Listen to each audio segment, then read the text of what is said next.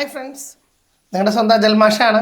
പുതിയ കാലത്തെ 7 പുതിയ കോഴ്സുകളെ കുറിച്ച് നിങ്ങൾക്ക് ഇൻട്രൊഡ്യൂസ് ചെയ്യാൻ പോവുകയാണ്. നമുക്കറിയാം, കേരളത്തിലെ ഒരു ഡിജിറ്റൽ സർവകലാശാല വന്നിട്ടുണ്ട്. നമ്മൾ കേരളത്തിലത്തെ ആ ഡിജിറ്റൽ സർവകലാശാല ഞാൻ നോക്കി കഴിഞ്ഞപ്പോൾ IIM കോഴിക്കോടിൽ എനിക്ക് ക്ലാസ് എടുത്ത സാറാണ് അവിടുത്തെ ഈ പറയുന്ന ഡിജിറ്റൽ സർവകലാശാലേൻ്റെ വൈസ് ചാൻസലറൊക്കെ ആയിട്ടിരിക്കുന്നത്.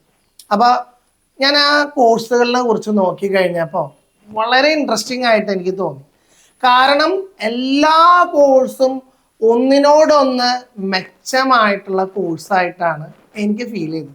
ആ ബക്കറ്റ് ലിസ്റ്റിലത്തെ നമ്പർ 1 ഡാറ്റ അനാലിറ്റിക്സ് എന്ന് പറയുന്ന കോഴ്സാണ്. നമുക്കറിയാം, ഒരു ഡാറ്റയെ നമ്മൾ ഇന്റർപ്രറ്റ് ചെയ്യുക, അതിൽ നിന്ന് ഇൻഫോർമേഷൻസ് ഗ്യാദർ ചെയ്തിട്ട് ആ റോ ഡാറ്റനെ നമ്മൾ യൂസ്ഫുൾ ഡാറ്റ ആക്കി മാറ്റും. കമ്പ്യൂട്ടേഷണൽ ഇന്റലിജൻസ് എന്ന് മാത്രമേ അതിന് പറയാൻ വിശേഷിപ്പിക്കാനായിട്ടുള്ളൂ. ആ ഒരു കോഴ്സ് നമുക്ക് പഠിക്കുകയാണെന്ന് വെച്ച് കഴിഞ്ഞാൽ ഇന്നത്തെ ട്രെൻഡിങ് കോഴ്സാണ്.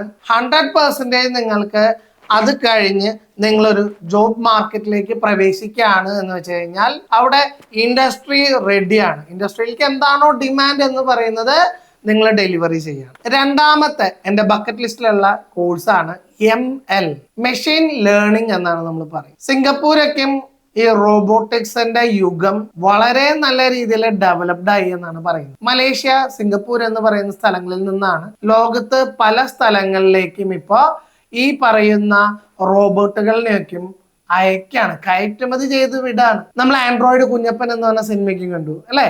അപ്പൊ അതേപോലെ നിങ്ങളെ സംബന്ധിച്ചിടത്തോളം മെഷീൻ ലേണിംഗ് എന്ന് പറയുമ്പോൾ ഈക്വലന്റ് ടു റോബോട്ടിക്സ് ആണ് അല്ലെ? അപ്പൊ ഒരു മെഷീനാണ് എല്ലാ കാര്യങ്ങളും മനസ്സിലാക്കും. മലയാളത്തിൽ നമ്മൾ മെഷീനോട് സംസാരിക്കുകയാണെങ്കിൽ മലയാളത്തിലെ മെഷീൻ നമുക്ക് ഉത്തരം തരും. If you talk in English the output will be okay sir, like that. അപ്പൊ ഒന്ന് ആലോചിച്ച് നോക്കിയും. അപ്പൊ ലാംഗ്വേജ് എന്ന് പറയുന്നത് എന്നൊരു വിഷയമേ അല്ല. അതാണ് മെഷീൻ ലാംഗ്വേജിന്റെ ഒരു വൈഭവം എന്നൊക്കെ നമുക്ക് പറയാനായിട്ട് പറ്റും. ബക്കറ്റ് ലിസ്റ്റിലെ മൂന്നാമത്തെ ആളാണ് സൈബർ സെക്യൂരിറ്റി. കഴിഞ്ഞ ദിവസം ഞാൻ രാഷ്ട്രീയമായിട്ട് ബന്ധപ്പെട്ട ഒരാളെ അല്ല. അപ്പൊ അവിടെ ഈ വടകരയിൽ ഷാഫി എന്ന് പറയുന്ന വ്യക്തി, അദ്ദേഹം എലക്ഷൻ റിലേറ്റഡ് ആയിട്ടുള്ള കുറെ കാര്യങ്ങൾ പറഞ്ഞു കഴിഞ്ഞപ്പോൾ സൈബർ ആക്രമണത്തിന് ഞാൻ ഇരയായി എന്നാണ് പറഞ്ഞത്. അപ്പൊ അതേപോലെയുള്ള ഈ പറയുന്ന സൈബർ ആക്രമണങ്ങൾ, കുറ്റകൃത്യങ്ങൾ എല്ലാം ഇന്ന് വളരെയധികം ഉള്ള ഒരു കാലഘട്ടത്തിലാണ് നമ്മൾ ജീവിക്കുന്നത്. നേരിട്ട് ഒരാളുടെ ചെകിടത്തടിക്കാൻ പറ്റിയില്ലെങ്കിലും അയാളിനെ കുറിച്ച് മോശമായിട്ട് പ്രചരിപ്പിച്ച് മറ്റുള്ള ആൾക്കാരുടെ മനസ്സുകളിൽ അദ്ദേഹത്തെ കുറിച്ച് വെറുപ്പ് സൃഷ്ടിക്കുക, ഇത് എന്ന് പറയുന്നത് ഭയങ്കര മോശം പരിപാടിയാണ് അല്ലെ? എങ്കിൽ പോലും ആ ഒരു മേഖല, അതുപോലെ പലതരത്തില് നമുക്ക് ബഗ്സ് ക്രിയേറ്റ് ചെയ്യുക, അതുപോലെ തന്നെ ഹാക്ക് ചെയ്യുക. കഴിഞ്ഞ ദിവസം ഒരു എഞ്ചിനീയറിംഗ് കോളേജില് ആ HODയുടെ എല്ലാവർക്കും ദേഷ്യമാണ്, ഡിപ്പാർട്ട്മെന്റിലത്തെ. അപ്പൊ വെബ്സൈറ്റില് ഒരുത്തൻ കയറി ആ HODയുടെ പകരം ഫോട്ടോ, ഒരു കരിങ്കുരങ്ങ്, ചിമ്പാൻസിയുടെ ഫോട്ടോ ഇട്ടു. അപ്പൊ സൈബർ സെക്യൂരിറ്റി എന്ന് പറയുമ്പോൾ ഇന്ന് വളരെ ശ്രദ്ധ നേടേണ്ട ഒരു വിഷയമാണ്. അപ്പൊ അലർട്ടായിട്ടിരിക്കുക എന്ന് പറയുന്നത് അവിടെ ഇമ്പോർട്ടൻ്റ് ആണ് അല്ലെ?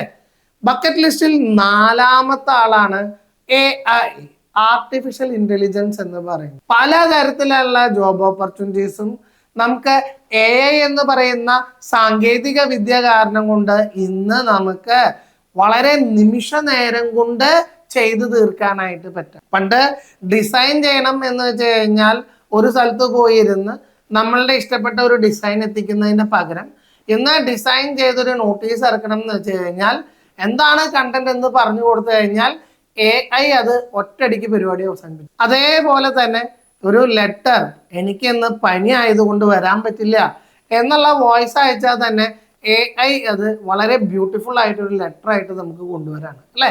അപ്പൊ അതാണ് ഇന്നത്തെ യുഗം എന്ന് തന്നെ നമുക്ക് പറയാം. ബക്കറ്റ് ലിസ്റ്റിൽ 5ാമത്തെ ആളാണ് ജിയോ ഇൻഫോർമാറ്റിക്സ്. എർത്തിനെ കുറിച്ചിട്ടുള്ള സ്റ്റഡിയാണ് ജിയോളജി എന്നൊക്കെ പറയുമ്പോൾ അല്ലേ? അപ്പൊ ഒരു സാറ്റലൈറ്റ് ഉണ്ടാവാം, സാറ്റലൈറ്റ് സ്കാൻ ചെയ്തിട്ട് ഇന്ന സ്ഥലത്ത് നിങ്ങൾ കുഴിച്ചു നോക്കുകയാണെങ്കിൽ അവിടെ നിങ്ങൾക്ക് സ്വർണത്തിന്റെ ഒരു ഗനി ഉണ്ട്. അല്ലെങ്കിൽ കടലില് റൈറ്റ് ഹാൻഡ് സൈഡിൽ നിങ്ങൾ പോയിട്ട് വല എറിഞ്ഞു കഴിഞ്ഞാൽ അവിടെ മീൻ കിട്ടും. മീനിനൊക്കെ ഭയങ്കര വിലയാണ് ഇപ്പോൾ.